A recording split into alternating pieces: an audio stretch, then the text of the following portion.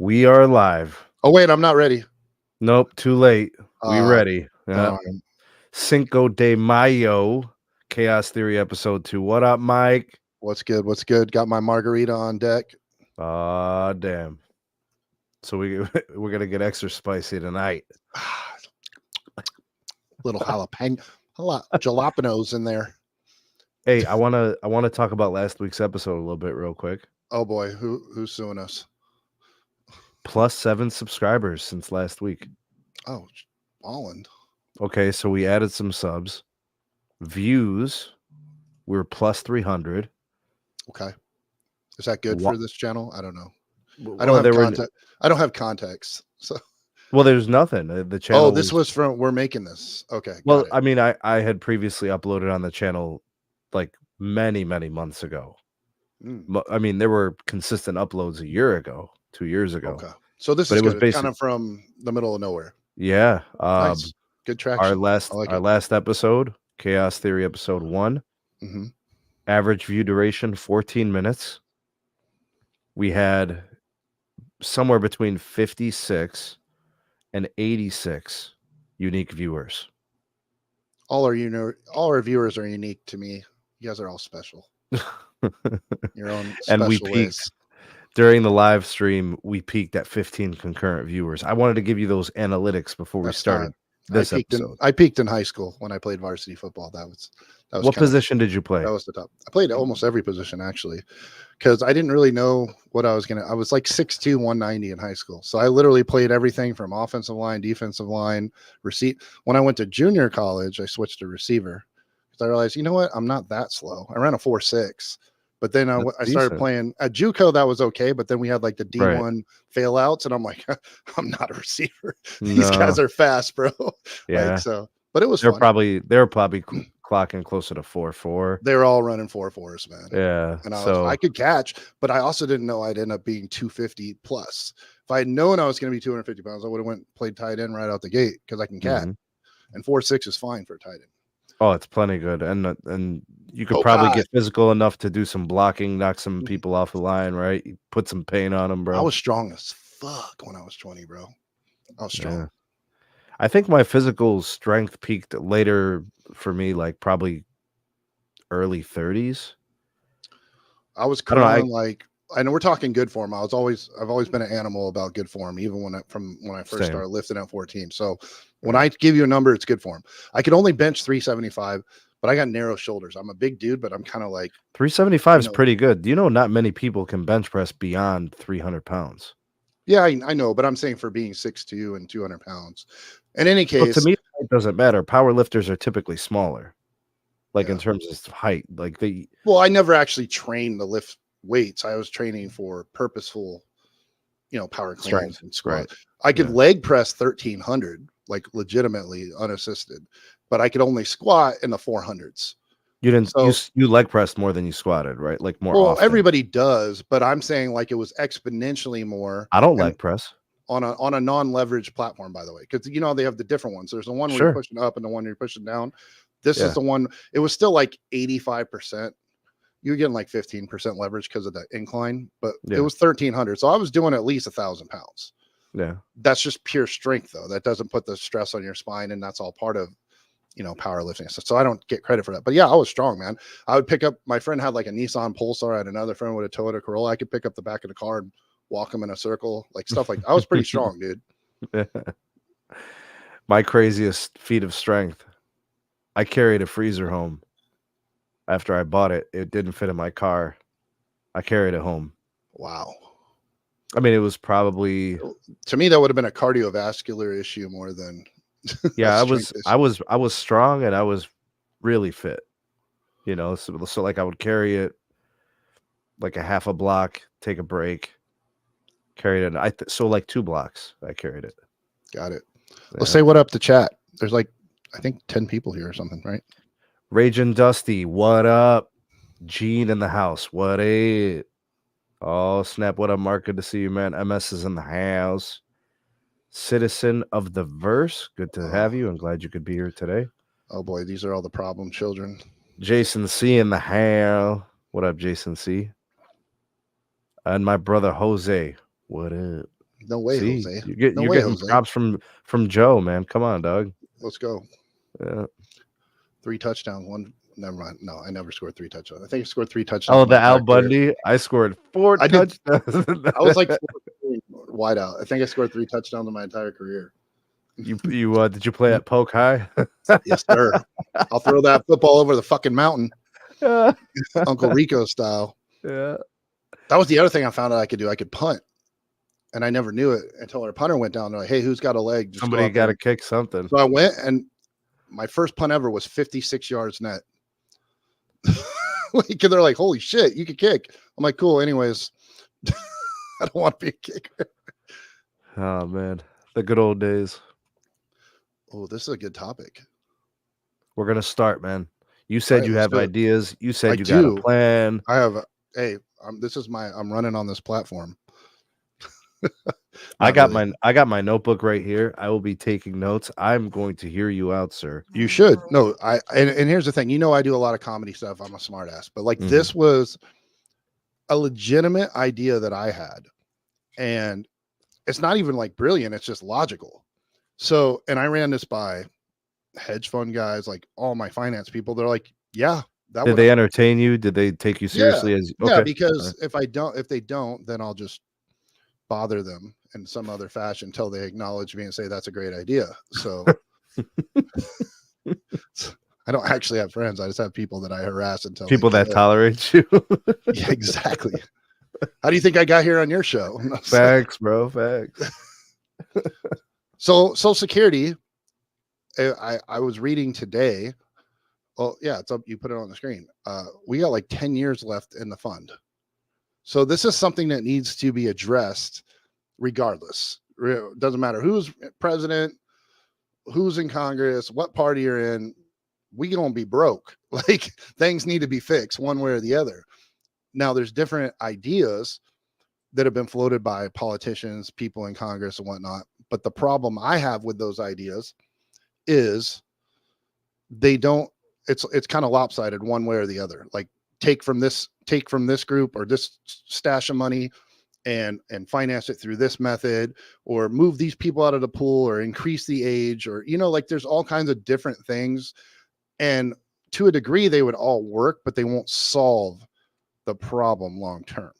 So in the interim, sure, one of these problems might be a good stopgap, but this is going to continue to happen like every decade or every 2 decades forever until we solve it.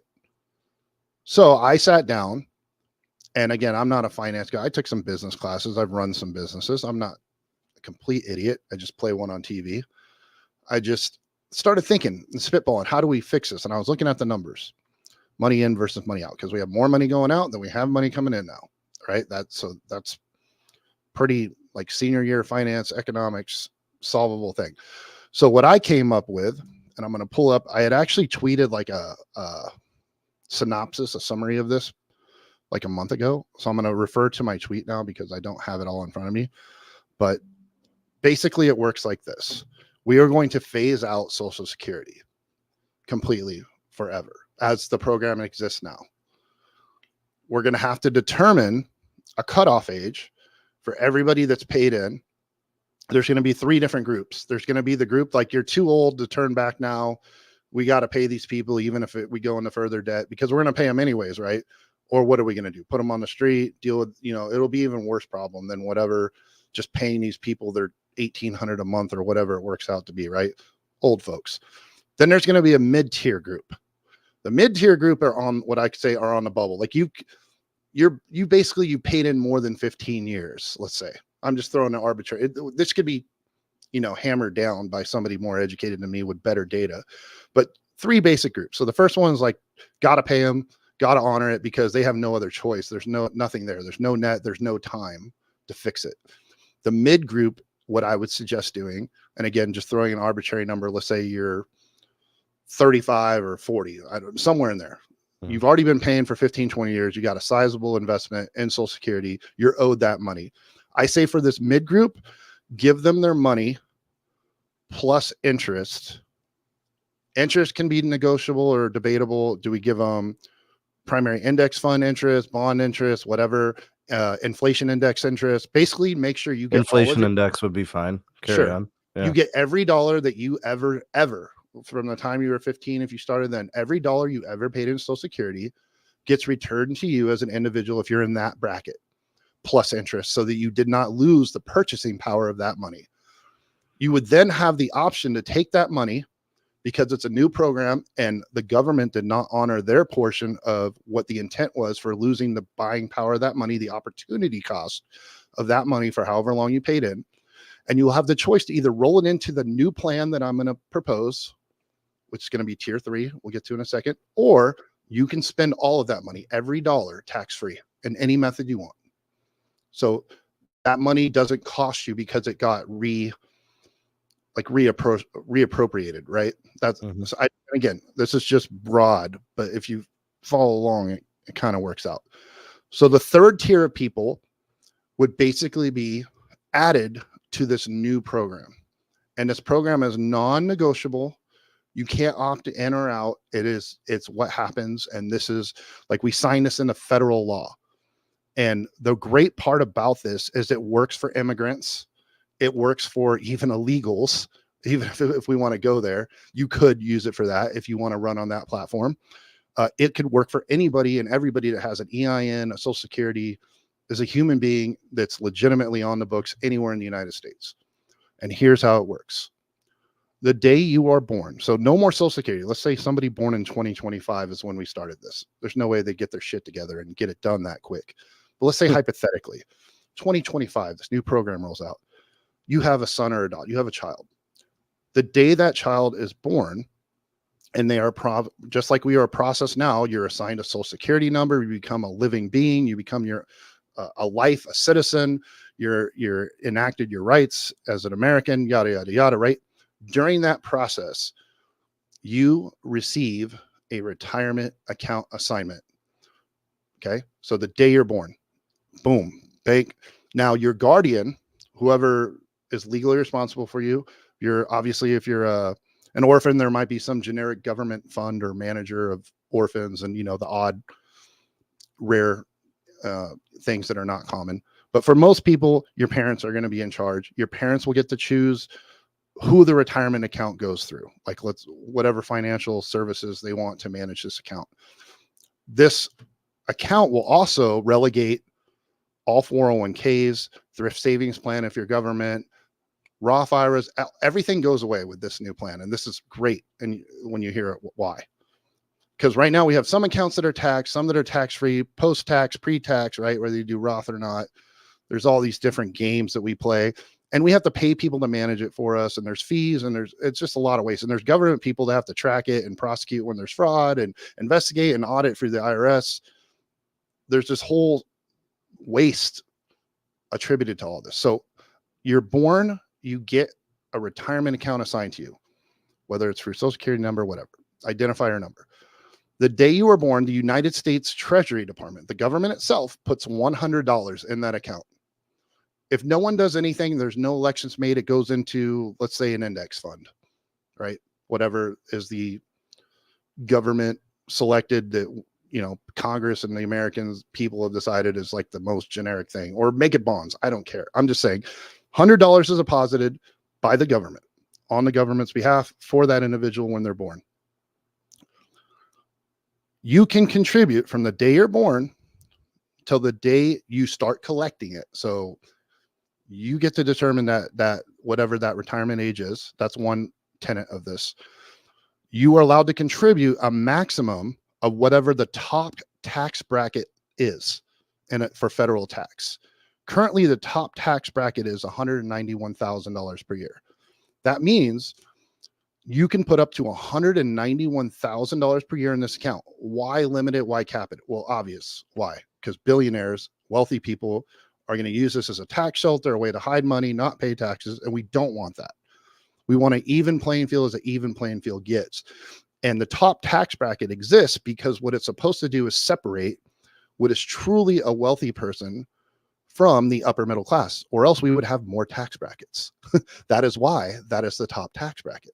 So at this point, I don't think very many people outside of very wealthy people would complain that I need to be able to invest more than 191 grand a year tax free. And obviously that goes up as inflation increases, tax brackets increase, right? Let's talk about a little bit about how Social Security is paid right now, okay, through the FICA. When you get a job right now, 12.4% of every employee wage made gets contributed to Social Security. Now, if you are a W-2 employee, which is most of America, you're not self-employed, you don't own your own shit, you get an hourly wage, you pay half and your employer pays half. So that 12.4% is split between you guys. There's 6.2% that you pay. There's 6.2% that the business pays. All right. If you're self-employed, you pay all 12.4%. That's another part of being self-employed and owning a business. What I would suggest doing, we eliminate that 12.4% Social Security FICA tax. And if you have a job, if you are an employee of somebody hourly, or let's just say whatever W-2 task, so non-1099 income, your employer is mandated to pay 5% into your retirement account every check. 5%. Okay. So they're saving, they were paying 6.2, right? So right now we're saving the employer 1.2% of all payroll tax right now out the gate. And if you're Walmart or somebody, that's billions of dollars. It's huge money Right out the gate. Okay. So right away, any company that has tens of thousands of employees is going to even be a small business. If I own 10 employees and I pay them 300 grand a year, right? I'm saving 1% of that back in my pocket as the owner. So automatically all business should be online with what we're doing right now so far. So again, 5% by the employer, mandatory. That money will also go into that account and accrue interest-free, tax-free. You're going to build interest on it. You're not going to pay tax on it now or ever. Okay. As you move forward, your contribution as the employee will not be mandatory. You are not mandated to pay into a program. This will pick up support from the Libertarian Party for people that think government's too big. This will pick up support from hardcore right people or hardcore people that have a lot of money. And they're like, dude, I don't want to invest any more money. I already have enough money. Cool. Then you don't have to. 5% is being paid on your behalf for your employer. Okay. Now hear me out on this, how this works. So at this point, every employer in America is saving 1.2% on payroll tax. You as the employee are now saving 6.2% of your salary back in your pocket every check. That's massive. That's a 6% raise, right? Average index for inflation lately has been, until the last 2 years, it's usually like 1.5% to 2%, right? So that money, your spending power, your buying power, without changing any of the balance of supply and demand in the market, is increasing the buying power of the average American by that 6.2%. Or if you're struggling, that might help you buy your groceries. It might help you survive. To give you a little example, using a 7-point yield percentage. So the stock market, depending on when you want to start, let's just say 100 years, it's averaged about 10 to 11% annually going back 100 years. That's just a fact. Can we count on it continuing that? Maybe not. So for my numbers, I use a 7% yield. Let's say the economy keeps expanding and we're able to keep buying in at 7% interest on an annual yield from your investments. I'm not going to go too long on numbers. I'm just trying to make a point. Okay. I don't want to lose everybody. No, that's fine. You're being conservative over the history. It's shown. I'm just explaining myself out that I put thought into this. It's not, it's not just an idea that comes from my margarita. Yeah, but your numbers are fine. They're conservative estimates. Okay. Keep going. Excellent. Okay, great. So you ready for this? So the government put $100 in your account the day you were born. That money immediately starts gaining interest, but it's only $100. Let's say your family's completely poor. You have no money. Like your dad and your mom, like you guys are dirt poor. You don't have internet. You know, like whatever. Your entire family, and you putting cans from the day you're born, you add $100 per year to that account one time. Right? So let's say, what is it? $8 a month from the time you're born. And you did nothing else. By the time you're 18, you have over $4,000. You're like, okay, well, $4,000 is great, but it's $4,000. Like that's not, again, this is what almost no contribution. You start working at 18. You never worked in high school because you couldn't. You had to help around the house because the times are tough, and both your parents work. You had to help raise your little brother, your little sister. You like how I'm narrating like the personification here? Yeah. So you start working at 18. You work at minimum wage. All right. Your employer has to contribute 1% of your salary. Remember, let's say it's minimum wage. Let's say it's $1 per hour your employee is paying. All right. $1 per hour of every hour you work goes, and this is a shit wage, right? That's $20 an hour, unless I'm being stupid there, right? So think about that for a second. $1 an hour your employee is paying.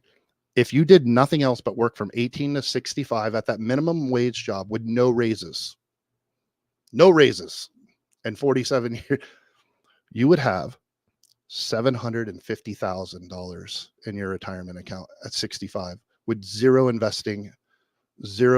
investing at all, not $1 of your money ever in your entire adult life outside of just showing up to work for 47 years. 750 grand. You get this money tax-free. Okay, whenever you want to punch out. Most Americans, based on the median incomes, I had run this through the Midwest, like the poor states, not coastal cities where we make a ton more money.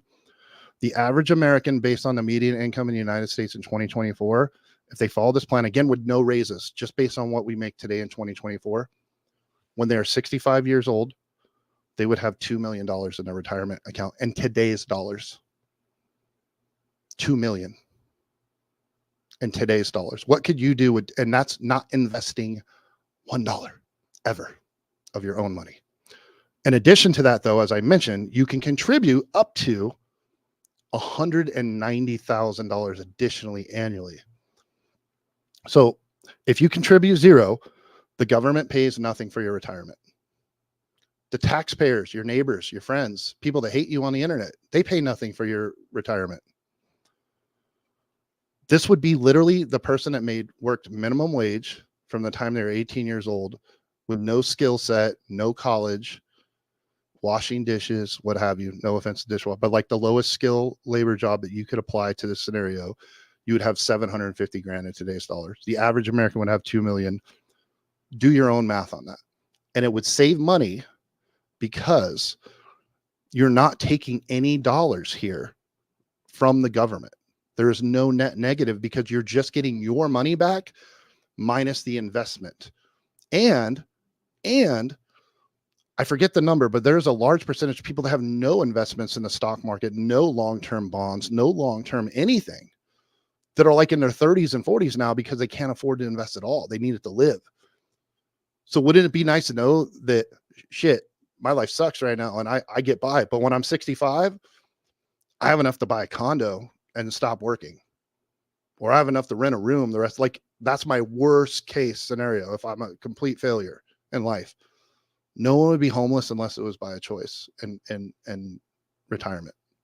No one would be living with their kids paying their bills. No one would be sucking teat from the government, hoping they get their Social Security at a reduced rate, mind you. So that's the synopsis of it. I have it more details written down, but I just wanted to run through my basic system without everybody's eyes glassing over it. I ran this by financial people and they're like, yeah, that's perfect.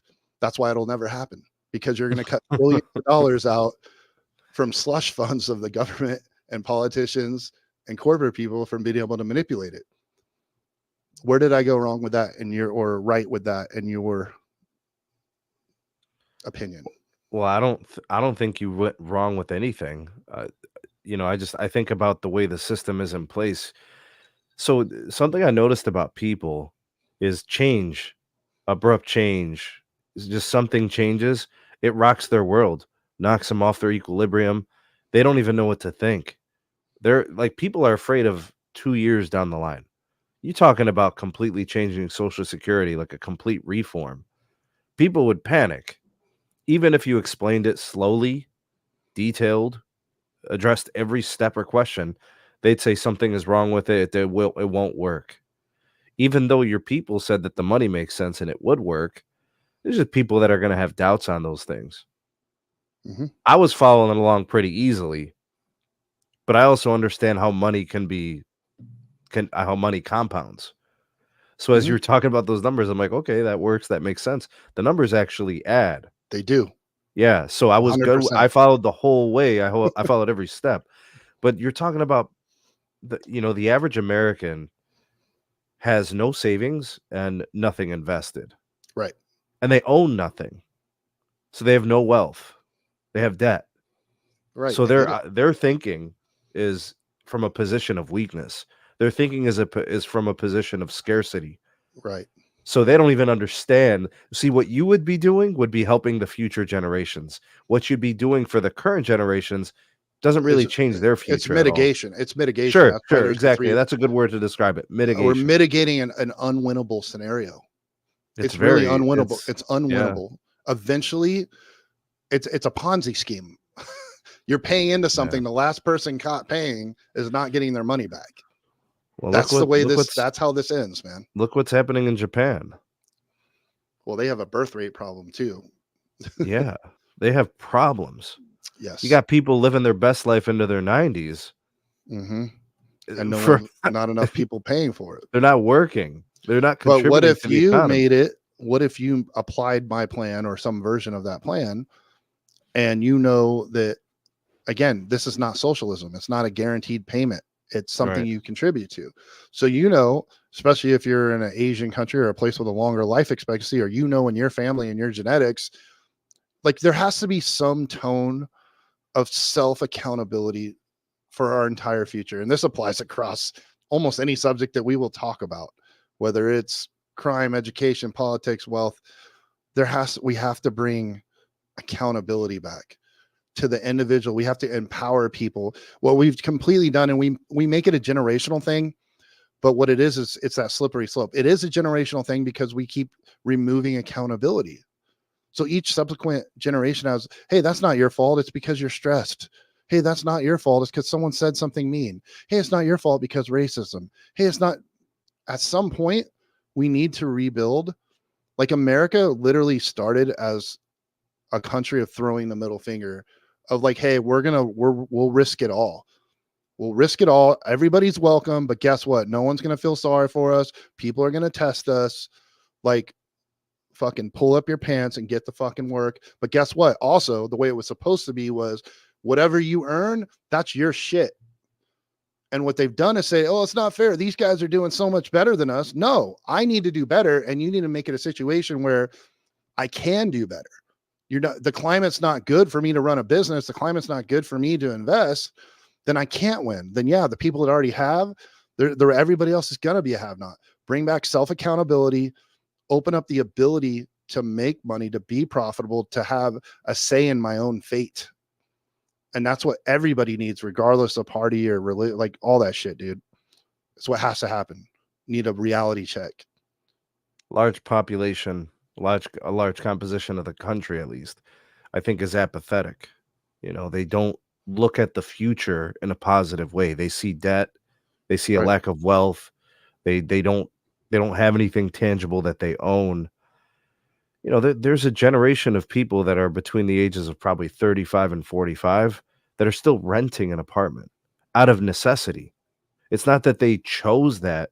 Some people choose to rent. Some people choose an apartment over a home. They don't want to cut the grass. I could do a whole show on that. But like where I'm going with this is like they came into a weak economy finding a job, and then they were lied to about what it would take to be successful. Go to college. No, they weren't. They actually weren't lied to. The timing was off. What was described to them worked in 2 and 3 decades before. Correct. It was different. It's different now. It right? is. So that's and really it's only going to keep changing worse. Mike, do you remember Carmelo Anthony? Of course. Okay. Melo, the greatest Denver Nugget of all time. No, sure. When he got drafted, he was a very effective offensive player. He was an effective offensive player for like half his career. And then the NBA changed in the middle of his career. Yep. And like if you couldn't pull up from 25 and hit a 3 to at a 40% clip, you were just another guy. That's like DeMar DeRozan, DeMar DeRozan in the 90s, Oh You yeah, know, he would have been a Michael Melo in the Jordan. He would have '90s. been Yeah, Michael DeMar. Well, the other thing about DeMar, he's got the reach in the defense. Melo never had defense. Like, let's be real. He's one of the right. But best offensive players of all time, for sure. sure, but you know, it goes to show you that when the league changes out under Yes. you, now it's like you're But lesser. so You what's the know, problem with somebody running on a platform with a version like a Vivek Rams, like one of those dudes is trying to be revolutionary, that's relatively younger and saying, hey, look, someone like that introducing these plans and being like, all right, look, we know it can't change tomorrow, who's the but how about largest we have voting like a, constituency, Mike? what's that? Who is the largest voting constituency? You mean like on a national level? Yeah, like who's gonna be the most impactful group, like age group that's Li- voting in these White elections? liberal women. Does Right. Vivek Currently, does Vivek cater to those folks? he could though, because I'm not saying it has to be him particularly. I'm just using an example of somebody who's young that has energy. And again, I'm not even saying party wise right now, to be honest, because I hate both parties. That's just me. I think when you tribalize, like we discussed last week, it just throws everything out the fucking door because we can't make any progress. We're not teams here, and that's the problem. But I think if we had a way to say, hey, if this was an idea that caught on, people could say, okay, look, it's 2024, 2025. Social Security is supposed to go away in 2034. Why don't we say, hey, by 2033, this is the new plan, and we slowly, those tiers, start phasing people in. Like, now we could phase the younger people into the new program. That's a lot less impactful, because if you're 25 and you're grinding right now, do you really give a shit? No. Like, you're not going to get that money tomorrow anyways. So why not move it over now and start seeing that account balance go up and know it's tax free and that's your money and no government can borrow against it, take it from you. Like, that's a good feeling also. And it builds confidence in the younger generation rather than, if you're 20. I remember when I was 20 years old and there was a whole different set of doomsday scenarios when we were younger. And it was like, oh, screw all these politicians. They don't know what the hell they're doing. I'm not investing shit because I don't trust the system. I don't trust the government. Because you're young. You haven't seen all the games You that get don't know played the for a long. system. Yeah, You have no familiar, exactly. no So wouldn't experience. you want to see your name at the top of that account and all those dollars, and wouldn't give you more faith and more belief and, hey, I want to grind and work hard because at least I know whatever happens, I'm getting my own shit. Like, wouldn't that make you buy in What people need is better? control, right? Like when Right. people That's have what I'm control, suggesting. there's comfort in that. There's confidence in that. Yes. And I know you're not going to get conservatives saying no to it. And this is a hugely popular thing with libertarians. Some of the left that have been coddled, they're going to bitch about it. But when we get into our entitlement discussion and my idea for UBI and stuff like that, and we roll these out at the same time, I think you're never going to make everybody happy, but I feel like I know like the main points that people are angry about and what they're scared about. Most things we're angry about is because we're fearful, right? Yeah. Right. Like most of the stuff, the pushback about, trans and all this stuff, and it's really just fear. Like, it's something I don't understand, something not in my life, leave me out of it. If it's money, it's like, I don't understand what you guys are doing with the taxes. I don't understand how you're paying the money. I don't understand how you're funding these wars. Like, I don't want any part of any of it. Like, I have my opinions, but mostly I want a happy life and a happy family, and to know what I work for, I keep, and I can give it to my kids and raise my kids how I want to. That's most Americans, regardless of like your individuality. I think that's common ground. And I think a lot of these ideas can solve that common ground, because you're never going to make everybody. And there's crazies on both sides, right? Yeah. Which throw everything for a freaking loop, but they're not the majority. It's the silent majority. They're just loud as hell. You know, Most the people that ones that, vote are not on X having arguments. You know what I or mean? Or they are on X, but doxing. they're like the egg icon. They ain't Right. talking. Yeah. Yeah. Because they're going to work every day. They're grinding. They're doing their thing. And they're like, fuck, it doesn't matter what I say anyway. Right. But that's actually most of America. And I think if you could take away those, like reassure some of the fears, like, we're not going to World War III. We're not fighting with these people. We're not funding these wars. Your money's going to be yours again. We're going to shrink the government by this amount so that we can fucking keep a hand on our wallet. And we're going to allow business to flourish, because the reason that America is as strong as we are, at the end of the day, we always like to think it's because we have moral superiority. That's not what it is. At the end of the day, the reason the United States of America is the most powerful country on the planet is because of capitalism. We allow everybody, no matter who you are, where you're from, if you have the best idea and it makes money, you come here, you make money, and we all benefit. And as long as Merit. we can do that, No. we will maintain the power. It's not a moral, like you hear all these conservatives, it drives me fucking insane. Like, church, yeah, there's a division of church and state, bro. I don't know if you've heard since the Declaration of Independence, but like, Yeah, God's cool. Like, believe in him. I'm not saying that's bad, but like that has nothing to do with spending my damn money. Like, Hey, anyways. we So we we had a plan. We had a plan to go 15. okay, I apologize. We We we got buried we buried that one. we So could cut let's out cut out the UFO shit. We'll do that another time. really. Yeah, because that's like All a right. whole. We can do a whole half an hour on that. All right. How about the stimulus check? You want to do that one? Yeah, because that's really about UBI. Okay. All right. Lead All us right. into So it.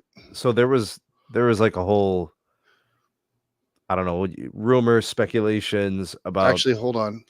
Let's go to chat first because we ignored them for like 15 minutes. Go to chat first, and then we'll get into it. All right. What up, Rage and Dusty? Let me see. Carlos says college waste of time. You need trade, useful skill, plumber, HVAC, electrician, nurse, medical skills will never get I don't taken. think college is Never a gonna waste of care. time. I think college is a waste of time if you don't have a plan for what you're using it for. If you're just going to college to go to college because somebody told you need to go to college, you're like, oh, I'm going to take liberal arts, and you're not going to be a teacher, probably not going to work out for you. Just going to be honest with you. I mean, I think if you go to college to acquire the skills for a profession and a career, Correct. But most of these and you get majors are not. certified and you get a degree and Sure, yeah, professional, yes, but there's a lot of basket weaving level shit going on in colleges now, man. Like it's a lot of theory, philosophy, DEI, like feel good, and that does not translate to real world skills or production. It doesn't quantify increasing the economy. You're well, we just have to a we have side to hire. start from a younger age, telling children like we're Figure gonna your shit out. we're gonna give you this well-rounded education in the grade schools and the primary grades, but then by middle school we're really gonna push you in reading and math, Hmm. and then in high school Vocational. you're gonna have the ability to take higher level academics Yes, or start in a vocational that's program. what they do in Germany.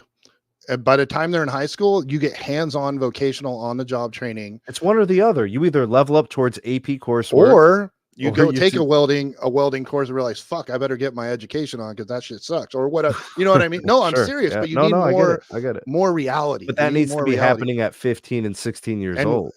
yes, I'm gonna say it, and you're a teacher, and we need to fucking expand funding to schools because Yeah, we absolutely will get a return on that investment. yeah, 100%. yeah. 100%. Anyways, go ahead. Solid, bro. This is the story about the I don't know. Well, you know what? One more thing. Um, Max says college is a scam 100%. It's just overpriced, right? Yes. It's just you're putting people at a deficit before they even get their foot into the door at a business as an employee. With respect to people after college, I look, whether you finish or not, whether I mean, you have to earn.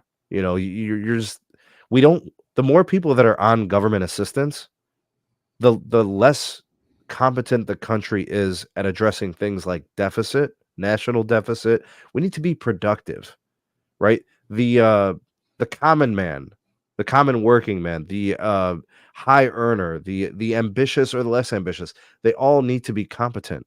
You can't have deficiencies within society. Right now, you've got probably what 90% of the work being done by 10% of the people because people are finding ways around doing stuff. They're doing the least. Apathy is the word is the functional word here. People are just like, who cares? People Well, they're not taking pride in what they're doing. we've There's removed a people that lot are of depressed. incentive to work hard also. Yeah, but A see, lot of that's like a cultural thing.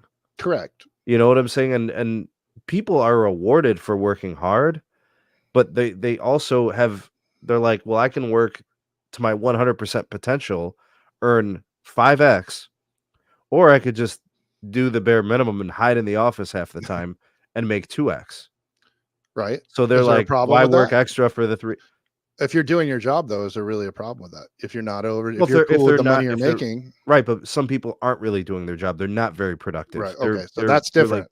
You're not actually, you're derelict in your duty for what you're being expected.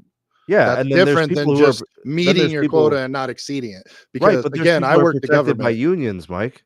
Oh, trust me, I was in a union and I worked for the government. I know all about every game that can be played. And I They'd will tell rather you, litigate than negotiate. You know what I'm saying? They'd rather or innovate or procrastinate. Like there's all these words that apply to this where it's just like if you just did your job Yeah. thoroughly, competently, I mean, we'd be much more productive from even a GDP standpoint. You know, I don't know, man. Look, here's EM Tech. He just jumped in. Most don't graduate or end up in a field completely different than what they studied for. My degree means nothing in my field. That Means happens something to to a me. lot of people. Good on you. I have one too, and I've never used it. It's in My business. dad has a political science degree. He's been a business owner for 35 years. It had nothing to do with him being a good business owner or him, having these great business ideas and executing. I was a firefighter and I have a degree in business. Everybody goes, "Why do you get a degree in business?" I'm like, "Because I already have all these skill sets and all these certifications in the real world.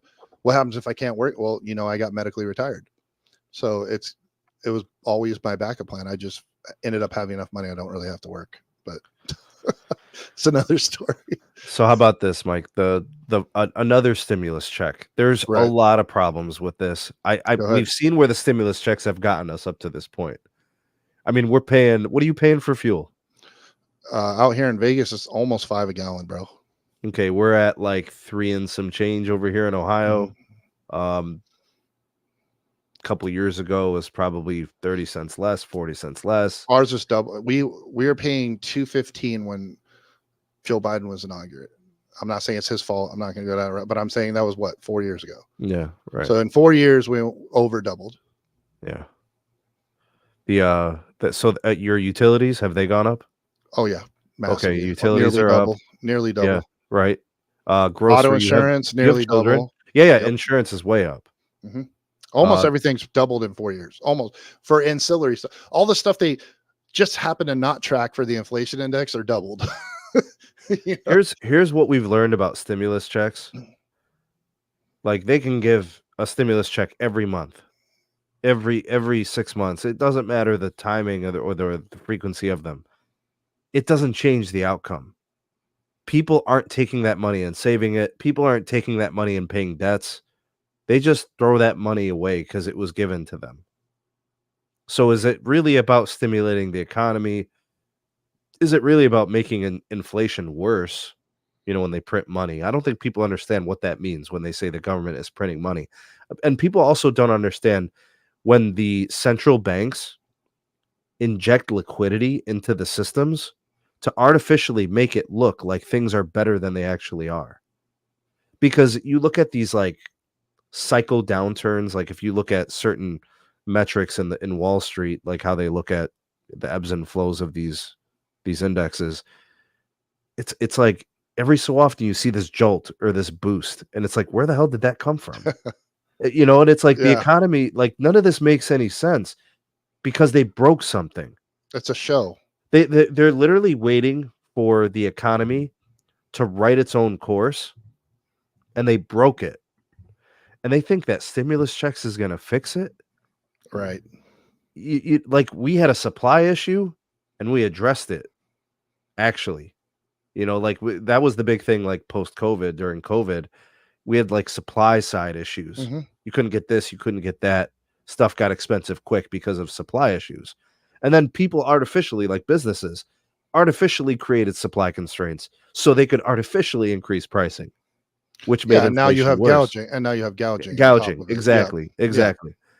We have Yep. so many issues within economics, none of which will be fixed by stimulus checks. Correct. Okay, so we have systems But issues. you've seen people talking about we need it. No, because all that's going to do is make things worse. Yeah, what you need is an actual execution of how inflation can be tamed. Yes. That's really what the issue. Your money isn't worth much right now. I mean, So compared to so Japan, giving it's you pretty more good. money doesn't really help it because that could only make your money less valuable 6 months from now. Luckily, Japan and Canada are racing us to the bottom, so we're winning that race. Japan's worse off. Yeah, the BOJ is in a worse position than even the United States Fed, which seems crazy, right? No, I get. Oh, and historically, Japan has been fiscally conservative. They have great savings rates, but that's also why Japan went through so much stagnancy. Was they don't ever expand their economy. Like they're great at saving. They're great at Do they doing. even have any level of immigration? No, they don't really They allow it. don't. Okay, that's what I And thought. Like somebody was talking nobody's. about a lot of things lately, and I'm like, yeah, I have a racially homogenous, religious, culturally identical society. Then yeah, you can always have peace. Like even it doesn't matter what you pick a Muslim village, pick Christian area, it doesn't matter. If you pick people that all look the same, they all subscribe to the exact same value system, you're going to have less conflict Yeah, but because they don't even like each other there. yeah, but they don't have problems because they're a high trust society. And Sure. even Yeah. whatever animosity they have amongst themselves, they do it privately and quietly. Yes. They don't distribute, like you don't have street rage, you don't have social media rage, you don't have a lot of the issues where when you have conflicting cultures, ideas, races, religions, whatever, part of the byproduct of that is you're going to have a lot of disagreements. Like Bro, that's did you just so, hear? Did you hear that UFC fighter, one of those Dagestani dudes? You know, like one of Habib's people. They were interviewing him, and the lady's like, what is so weird, unusual, and something you can't understand here in America?" And he's like, in a very heavy accent, he responded. He said, "He's like, here you can say whatever you want to anybody, and it's okay." And she goes, "Is that good or bad?" He's like, "Well, it's bad for me, and it's good for the person saying it, because where I'm from, people get killed for saying the wrong things to it's people." true though. We are very fortunate, and even though the walls have been closing down on privacy and infringement of civil rights, I don't think there's any question there. It's still the best by like a lot. Like what we have freedom wise. Yeah, a lot of it's been curtailed, manipulated, overstepped. Like that's a whole show we could do. But Well, all that compared to started the rest of all the the world, we Mike, all still that got it. started back in 2001. Yeah, I You know what agree. I'm I saying? agree. Like the world agree. literally changed in 2001. I agree. And it was, yeah, we could do a whole show on that. Homeland Yeah, I Security mean, and I all mean, that. maybe because I was a kid, I don't know, man. I was 17 or 18 years old, and I started looking at the world differently. I thought, so much of the world had changed in that moment in time Mhm. that it was like, and then I saw the laws changing, and I'm like, this is crazy. Like, and nobody's getting in the way, and nobody's stopping anything. And it's all ridiculous when you come, like the shoes off and all this. Like It's all even the based small on things, it's fear. all theater. It's all theater. It's fear theater. It's And that's all how we do based a on lot of fear. things. That's how we The do a lot of the that. worst, What I guarantee you, Mike, if you backtrack every moment of your life where there was fear within, you made a bad decision. almost every time. Every time. It is If it you're is not the prepared for worst. it, right? Yeah, If you're not exactly. prepared for it. Yeah. Yeah. I mean, you could even go, yeah, whether it's economy, whether like people, it's like how the funding, agree or disagree. We're not talking about that right now, but funding Ukraine, funding Israel, funding all these different projects. And how do they convince Americans that we should continue doing it? Well, if you don't, Russia's going to come get us. If you don't, Hamas is going to come get you. Like if you know what I mean? That's like politics 101, how to get funding, scare the shit out of everybody. And then they'll give you whatever you want. Just keep me safe. Oh, You know what's you want to monitor my email? Just make sure no one kills me. I'm scared. Like that's not how Americans should act. And we've gotten away from that. uh, I'm old enough to remember even in the early 80s as a kid, I remember how adults acted.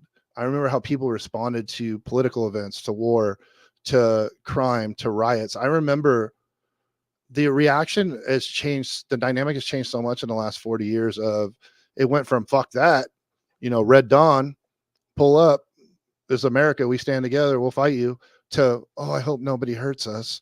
Here's all my money and all my rights, just protect me. And I don't like that nanny state. I don't need to go full libertarian with it, but it's like we've swung way the wrong way with it. yeah, it was a cultural shift. And you could blame like parenting. I think it's more mindset. But something happened over the course of the Did last you several decades. have you ever seen the KGB guy talking about ideological subversion? Mm. I'll send you the link. Mhm. We should do a show on it. Okay. It's incredibly important. Yeah, that sounds okay. There was a KGB defector who in 1984, there's a whole video, you can watch it on YouTube, but I'll send you the link. And he says the plan is, and I'm just going to spitball it real quick.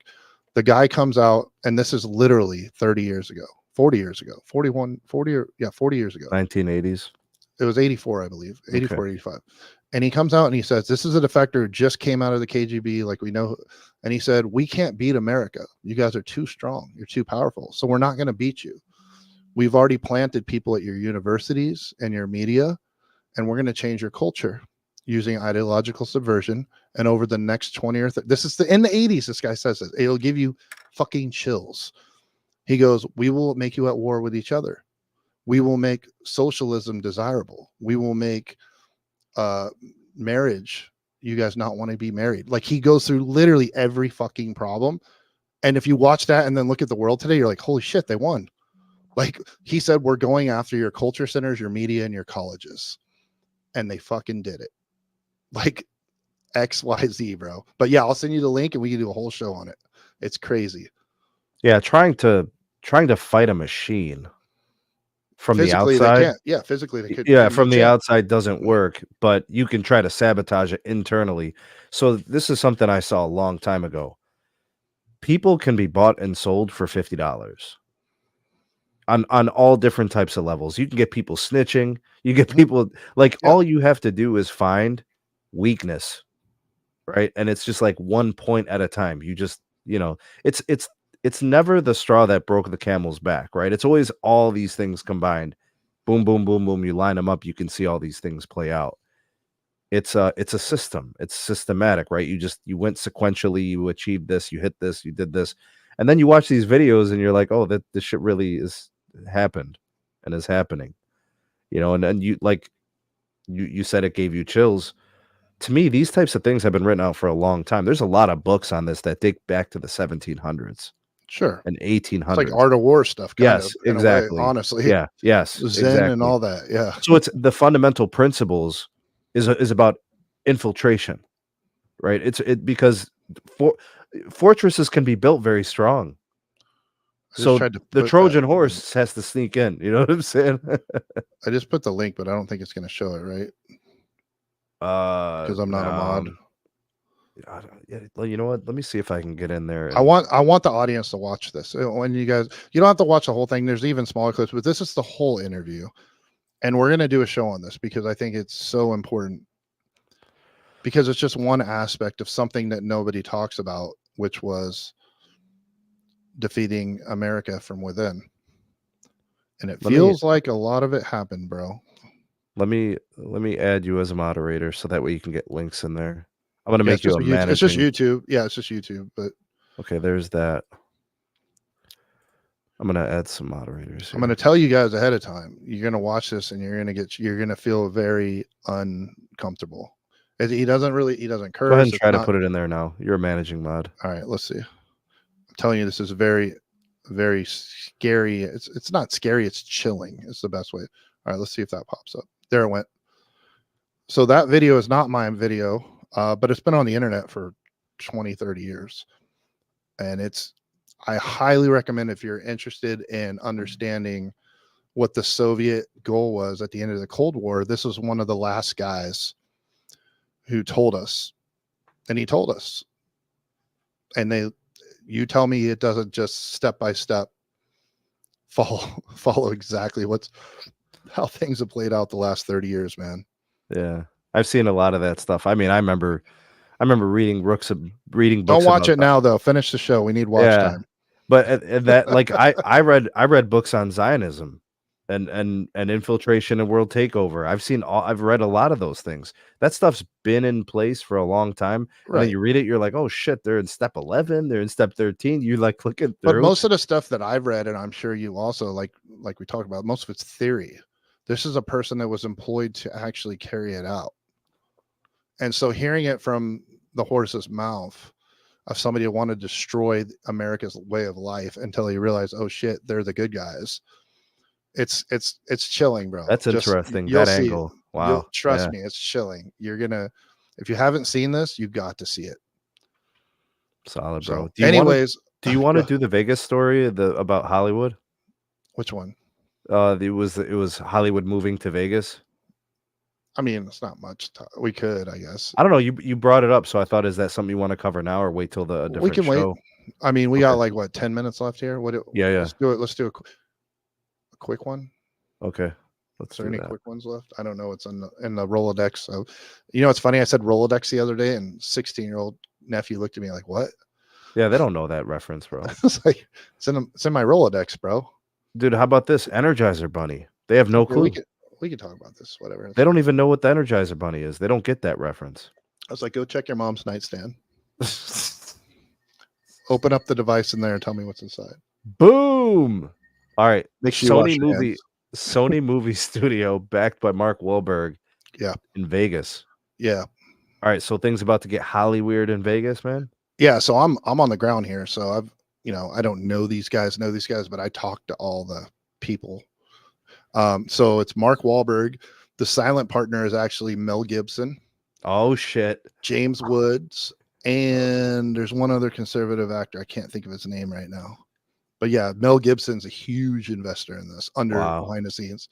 Mel's been quiet lately. They've already gotten the land secured, everything. And it's funny because I don't know if you know about Las Vegas, but Summerlin is pretty much like, it's a nice area, affluent area, but it's also where like most of the Jewish community is. I was already ready writing jokes. I kind of find that ironic. I've already been writing jokes. I've already been writing jokes about it, bro. But yeah, that's like where the Jewish center of Las Vegas is. So just an extra funny aspect of it. But yeah, so they're specifically calling it a non-woke studio. And so they're like, are you crusading? They had asked, and Wahlberg's like pushing, he's got like a tequila. He's been at all the bars lately. Like he's everywhere. He's got his gyms. Wahlberg's got a lot of shit, dude. He's got Wahlburgers. Like that dude has a lot of business and a lot of it.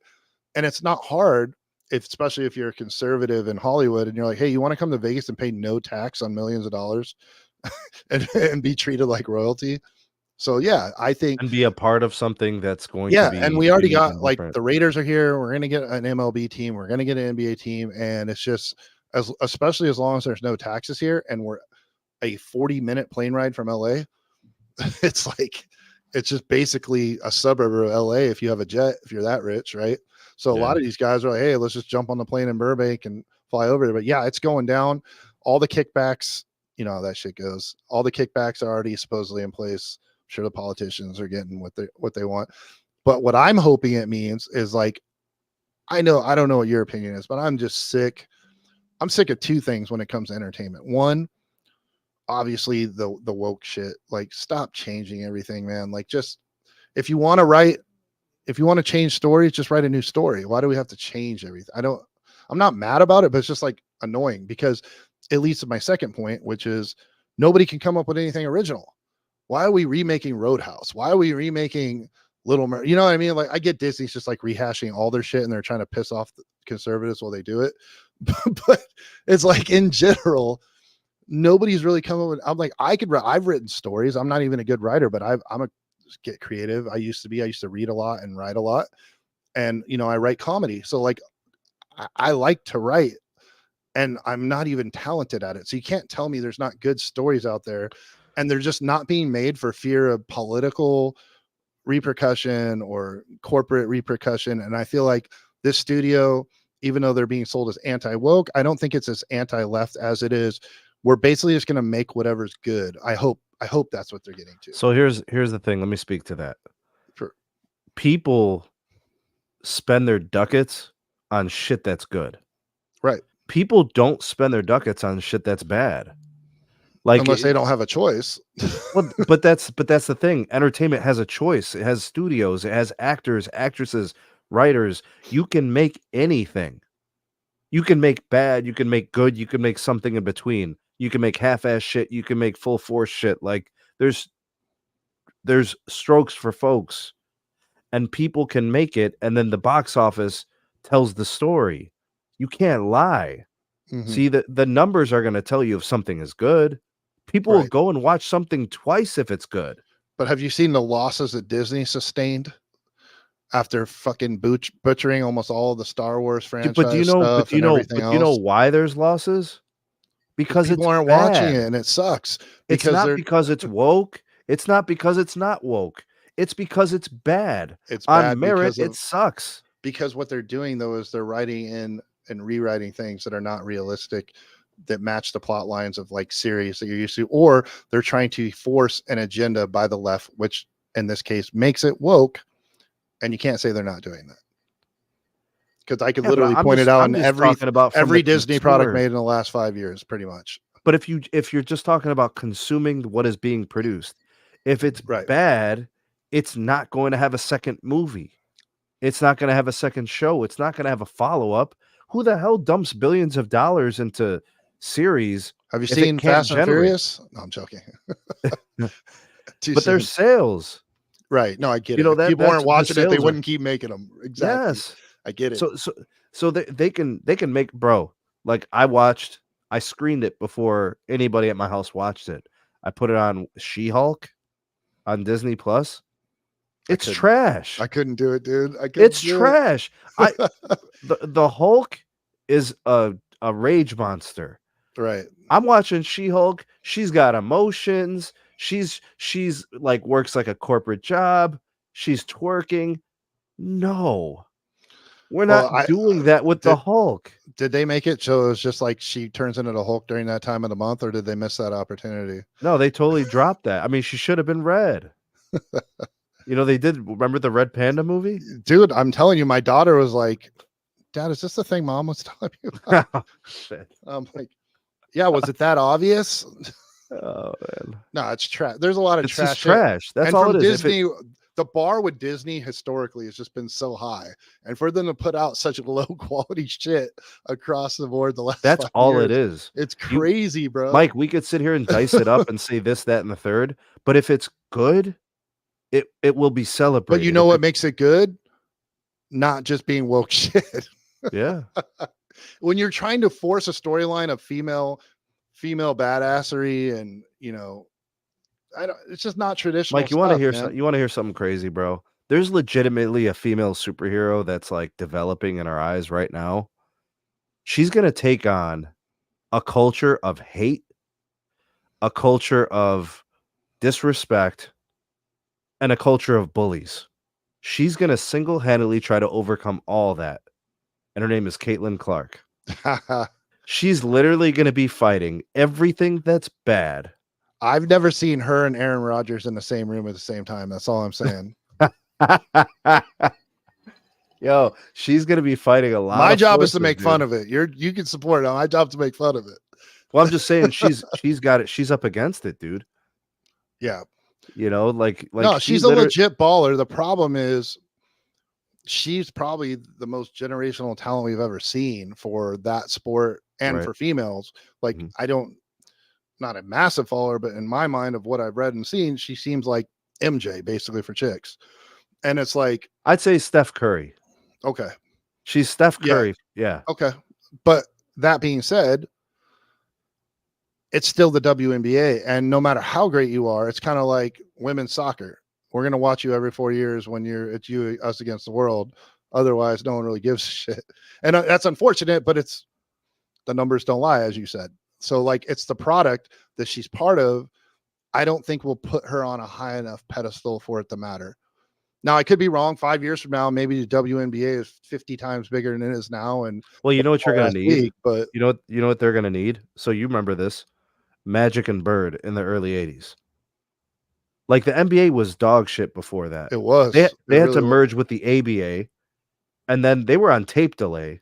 It was all fights, you know, like it was just mayhem, Yeah, and it was on tape delay. I never stopped I never watched NBA with my dad, my uncles, whoever, until it was Magic and Bird. That was the Yeah. first time I started watching the NBA. So there's stars. You need stars, and then you need rivalries amongst the stars. This is why today's NBA really, I don't know, man. Do people really get into it like they used to? There, like, is Well, there a villain? they got wagers, bro. You got to get into it when you got money on it. Yeah. Well, I think I'm that looking at carries. They talk about the NFL expansion and NBA expansion. It's funny because I'm a gambler and I always laugh because I'm like, I have no way to prove it or quantify it. But I think the partnerships with the casinos and everything else, I think it's pretty clear that all the expansion and numbers increasing is directly attributed to the increase in interest of fantasy sports and gambling. I don't think like that much more people actually give a shit about basketball, baseball, football anymore, other than the fact that they're betting on it. That's my take. I could be wrong, but I don't know how we would even quantify that. other than looking at expansion rates based on gambling rates. Maybe there's some comparison to be made there. Isn't there a lot of instantaneous gambling Yeah. currently, right? Yeah. It's not like you're just taking the over under pregame. No, Now you can there's bet my apps. I can bet almost anything in real time. yeah. Every stop of the ball, you can spend more money. Yeah, and that's the sport of gambling. That's not the sport of basketball. Correct. Yeah. But it also is a reason why you see longer timeouts, why you see more TV timeouts, like that. As soon as they partner with these leagues, and I go to these games even here in Vegas, and you just the whole time they're just running, hey, it's a break during a stoppage, jump on the MGM app or whatever. I'm not picking on them. I'm saying there's a ton of them, but like jump on the app, make a bet while you're watching the game. Like just wild shit, bro. Like, and more players keep getting caught gambling. Like it's only a matter of time before, I don't know, the integrity of the games kind of, if they're not degraded, Like they're they've at least caught going to be, people 100 times doing this. they're going to be, but it's going to be suspect to the point where you don't remember Hot Rod Williams at Tulane? no, I get it. There's a lot of times it's happened, and I'm sure it goes on a million times more we don't know about. Mm-hmm. And it's as a gambler, I see it all the time. I'm like, why would they hold the ball there? Why would they do like there's no explanation. Sports, no, there's no sports application for the decision they made other than to cut the line. Like there's no, and so no matter what, you're gonna feel like at least possibly you got screwed. And that's bad for the game and bad for gambling, actually. But as long as they're getting those monies, they don't give a shit. Like, we probably got to do an episode that's going to include some do a whole sports gambling stuff in there. Well, hopefully we have more than 3 episodes. So I don't know what your endurance looks like, but I'm hanging in there, bro. I like going more in depth though. Like I'm sorry for going over on Social Security, but I feel like everything's a hot take now. And like, here's my 30 seconds on this. And I get TikTok and all this shit made things like instant gratification. But I feel like if you explain, I feel like that's the next thing we're going to go back to, like qualify yourself, qualify the shit you're talking. And I want to qualify when I have an opinion and everybody tells me I'm an asshole. I already know I'm an asshole, but I want to explain to you why I'm an asshole. So maybe you can also become an asshole. No, I'm just kidding. But I think it's important to quantify things and flesh them out for the audience instead of just saying, yeah, do this, vote for this guy, do this. This sucks. It's great. Let me explain to you why, or else why watch? You can just go. Well, I'll be honest with you. If I can't get, don't watch us. Like if I can't get rationale, explanation, description on any type of position or take, I discount it. I disqualify it. Actually, if you have any critical thinking at all, you must. I mean, a 30-second TikTok can't convince me to spend $1. But for the younger generation, it works, and it's proven. Yeah, but that's why they get played. Yeah, you know, like I'm a critic. It's actually been trained in me as a science educator. We're Sneed's a born hater. I'm exactly that's I'm born hater until you prove I'm an unwoke hater. He's about. It, man. He's Kendrick in this podcast. There we go. Bro, we got to do it. We got to do an episode on that beef, bro. With Drake and K-Dot's killing him right now. He's got a new song every day. I think he just had him and he's like, oh, finally. Let's wait for this motherfucker. I hate you. So I've been wanting to drop this shit on your bitch ass. Like he had it all on files and folders on the desktop. Just ready, man. Oh man, that's solid. We could talk about what we done. Oh yeah, we're all right. We're already after. Hey guys, go back up, scroll back up if you're late. Click that link I sent you. We're gonna do a show on it. If you guys want to watch that in the meantime, and then we'll cover it this Sunday, this upcoming week. And I've got summers off, so I will have more time. You guys might get some extended. You guys might get some extra long episodes from us over the summer. Maybe we'll push it to an hour and a half, 2 hours if things work out. Hey, if they keep coming back. All right, solid, bro. Thanks, Mike. Appreciate you being here. Thanks to the audience, everybody that was here in the live chat. You guys are the best, man. Big salute to you guys. We'll get better. Yeah, we definitely will. Can't get any worse than this. We out this piece.